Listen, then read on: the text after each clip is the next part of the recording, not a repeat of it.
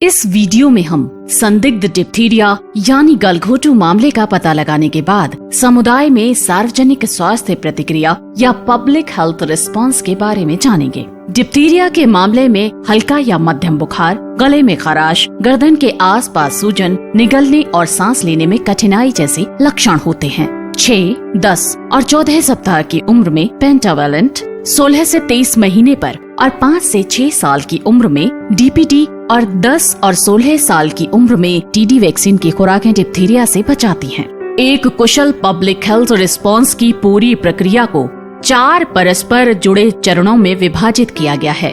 Diphtheria के संदिग्ध मामलों का पता लगाने के लिए समुदाय में सक्रिय केस सर्च किया जाता है।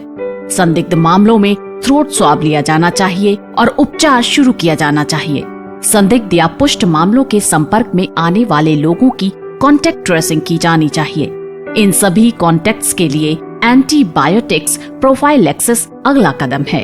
और फिर सभी अप्रतिरक्षित और कम प्रतिरक्षित बच्चों एवं व्यक्तियों का टीकाकरण आयु उपयुक्त डिप्थीरिया युक्त वैक्सीन जैसे पेंटावेलेंट, डीपीटी और टीडी से करना चाहिए।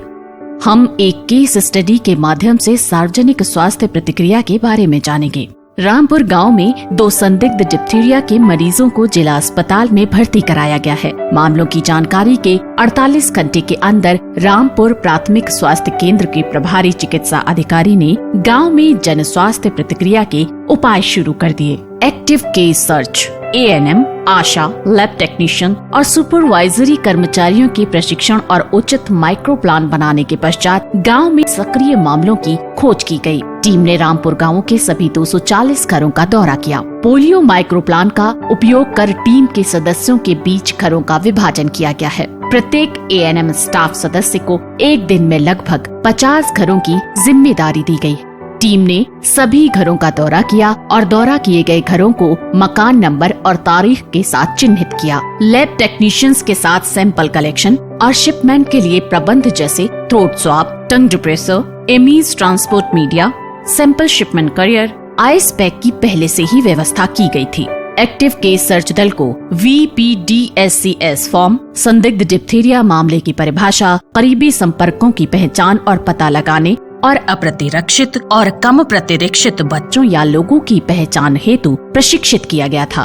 एक्टिव सर्च के दौरान टीमों को सभी आयु समूहों में मामलों की तलाश करने के लिए प्रशिक्षित किया गया था। आइए VPDACS फॉर्म के बारे में जानें। यह फॉर्म समुदाय की जनसंख्या संबंधी प्रोफाइल, डिप्थीरिया के संदिग्ध मामलों के बारे में विवरण, 15 से कम आयु वर्ग में pentavalent, DPT, TD vaccine coverage का मूल्यांकन और कॉन्टेक्ट्स के बारे में विवरण इकट्ठा करता है। एक्टिव केस सर्च के दौरान 4 संदिग्ध मामले जिनमें लेरेंजाइटिस या फेरेंजाइटिस या नेजोफेरेंजाइटिस या टॉन्सिलाइटिस और टॉन्सिल फेरिंक्स या नाक के सूडो मेम्ब्रेन के मामले पाए गए।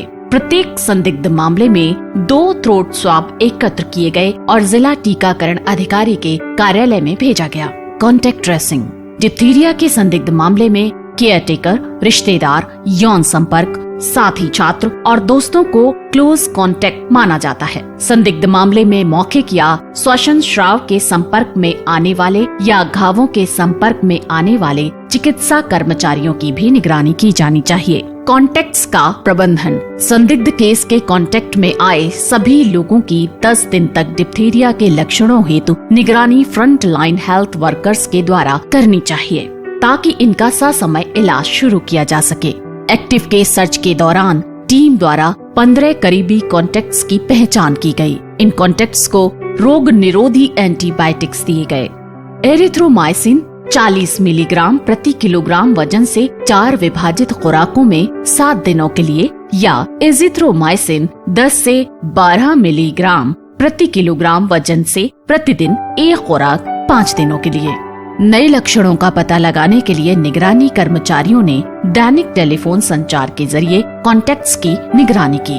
उन कॉन्टेक्ट्स की संख्या जिन्होंने अपने रोग निरोधी एंटीबायोटिक्स लिए और उन्हें पूरा किया, उन्हें VPDACS फॉर्म के साथ केस इन्वेस्टिगेशन फॉर्म में भी दर्ज किया गया। डिप्थीरिया हेतु संवेदनशील व्यक्ति का टीकाकरण, 7 साल से कम उम्र के अप्रतिरक्षित और कम प्रतिरक्षित बच्चों को आयु उपयुक्त पेंटावेलेंट या DPT टीका लेना चाहिए और 7 साल के ऊपर के कॉन्टेक्ट्स जिन्हें पिछले 5 सालों में डिप्थीरिया युक्त टीका नहीं मिला है, उन्हें TD टीके की खुराक मिलनी चाहिए। ACS के दौरान 1 साल से कम आयु के 5 बच्चों को पेंटावेलेंट और 1 से 7 साल के आयु वर्ग के 12 बच्चों को DPT वैक्सीन दिए जाने योग्य पाया गया।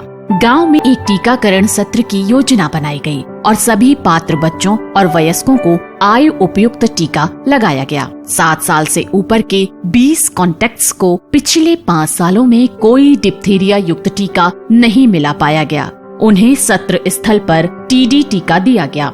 डिप्थीरिया युक्त टीके की कम से कम एक खुराक प्राप्त करने वाले व्यक्तियों की संख्या VPD, ACS फार्म और CIF में दर्ज की गई। 15 दिनों के बाद MOIC ने रामपुर गांव में किए गए सार्वजनिक स्वास्थ्य हस्तक्षेपों पर एक रिपोर्ट भेजी। रिपोर्ट का प्रारूप यहाँ देखा जा सकता है और सारांश इस तरह भरा गया था। 240 घरों का दौरा किया गया। 4 संदिग्ध डिप्थीरिया के मामले मिले। 15 संपर्कों की पहचान की गई और सभी 15 को रोग निरोधी एंटीबायोटिक्स प्राप्त हुए। 5 बच्चों को पेंटावेलेंट टीका मिला, 12 ने DPT टीका प्राप्त किया और 20 व्यक्तियों को TD टीका प्राप्त हुआ। रेस्पिरेटरी डिप्थीरिया से मामले की मृत्यु दर 2 से 20% हो सकती है। डिप्थीरिया के संदिग्ध मामलों का पता लगाने के बाद समय पर सार्वजनिक स्वास्थ्य प्रतिक्रिया से समुदाय में रोग दर और मृत्यु दर को रोका जा सकता है।